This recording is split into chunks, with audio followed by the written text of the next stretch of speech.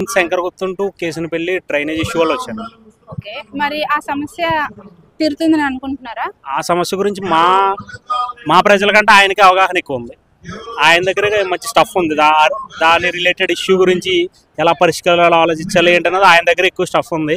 ఆయన ఒక 2 weeks time అడిగి కమిటీ వేసి ఆ కమిటీతో రిజాల్వ్ చేస్తానన్నారు. ఇది ఒక 4-5 నెలలు 2-3 నెలలు అయిపోయి ఇష్యూ కాదని చెప్పారు. ఒక 2 years టైం కావాలని చెప్పారు.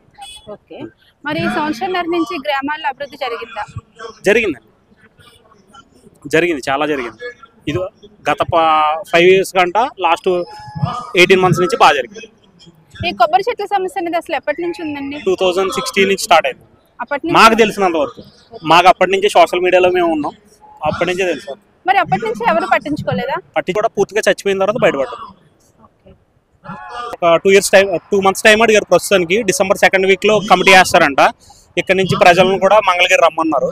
మంగళగిరి వచ్చిన తర్వాత కమిటీలో ఏ పాయింట్స్ ఏంటి డిస్కస్ చేసి ఒక 2 years తర్వాత మొత్తం దీనికి ఇప్పుడున్న మొక్క ఎలాగా పనిచేయదండి. దానికి ఎలా డెవలప్ చేయాలి, మళ్ళీ సాయిల్ని ఎలా, ఇప్పుడున్న సాయిల్ మొత్తం సాల్ట్ అయిపోయింది.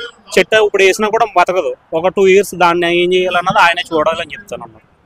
మరి నెక్స్ట్ సీఎం ఎవరు అనుకుంటున్నారు? సీఎం దాకా ఇంకా ఆలోచించట్లేదు. ప్రస్తుతానికి ఎలా వెళ్తేనే బాగుంటుంది అనిపిస్తుంది మాకు కూడా.